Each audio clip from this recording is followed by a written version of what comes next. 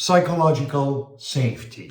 What is it? It's the commonly held and shared belief among team members that it's okay to make mistakes, it's okay to fail, it's okay to take risk, try. The most that can happen is that you will receive an evaluation, a feedback. Might be tough, but it's an evaluation, never a judgment.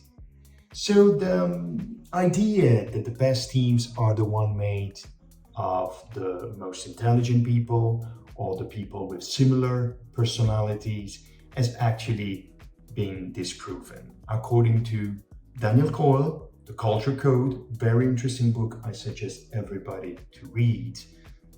Performing teams have, one characteristic of performing teams is psychological safety. Teams that feel safe to operate and act. We will go over several approaches that you can start and consider in your team and what is the outcome that you want to see in your team. Stay with me. First thing, team leaders, individualization. You want to have a special bond, a special relationship with each one of your members, boys and girls, whoever. You want to speak their language. You want to connect at a head, heart, and stomach level. The three raiders, how I call them. This is typically performing teams. This is typically what happens. Second concept, future orientation. As a team leader, you want to create constantly a link between the present and the future. Present and future connection. This is where we are, this is where we want to go, and this is how we are going to get there. You want to do this both at the team level and at each team member level. Third approach, concept, rule, take it as you want, is remember that safety as a reputation is easy to destroy and hard to build. Our brains are continuously on the lookout for danger. This is the way nature, it's a feature of our brains. Maybe it's our self-preservation instinct, but this is the way we function. As a leader, as the head of a tribe, you want to make sure not only you can ask the help of your other team members, you want to continually signal you are safe. You are fine here. You are protected. You want to send belonging cues continuously. Safety is easy to destroy and hard to build. Remember. Fourth, behavior, team first attitude is a very commonly known and widespread concept. But in the end, very few teams really have this selfless attitude that you want to look for and demand in your team. In concrete terms, it means 1,000 selfish behaviors. The extra effort that a team member makes to make sure that the other team member is able to perform. It can be sharing information, sharing best practices, helping somebody at a personal level to make his life more comfortable. The possibilities are countless, but you want to create and nurture that selfless attitude where everybody not only cares about his own performance, but even most importantly, the small talk.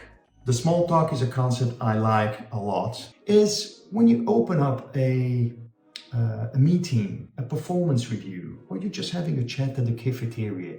The small talk means let's talk about your family, your children, your hobbies, something that is specific about you.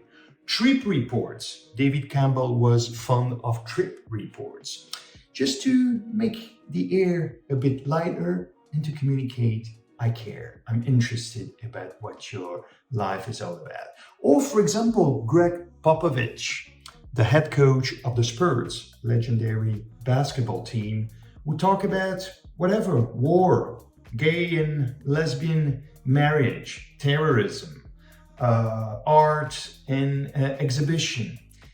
What you're communicating here is there are bigger things than what we're doing here. So we can also talk about life, not only about work. Very interesting.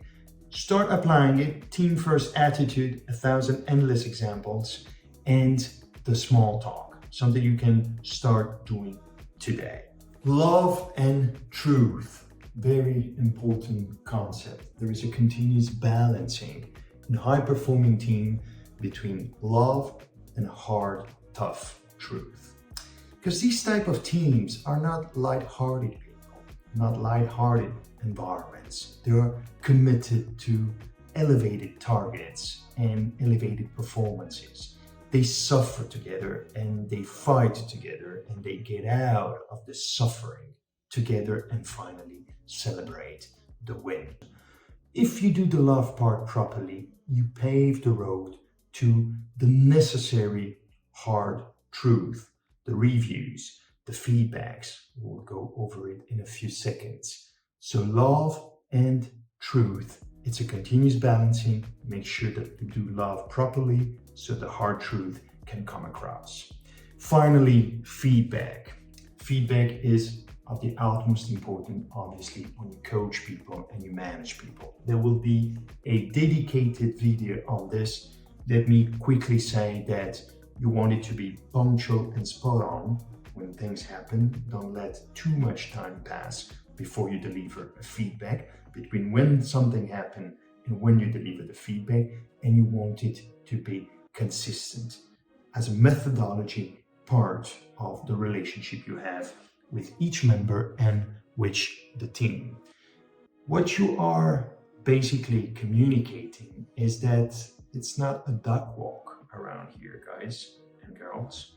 We have high standards.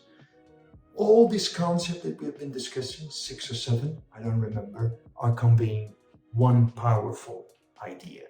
We are in this together. Well, I hope you enjoyed the videos. Bear with me for the next videos on vulnerability and purpose. Don't forget to smile and have fun. 𝐬𝐮𝐻𝐫𝐞𝐿.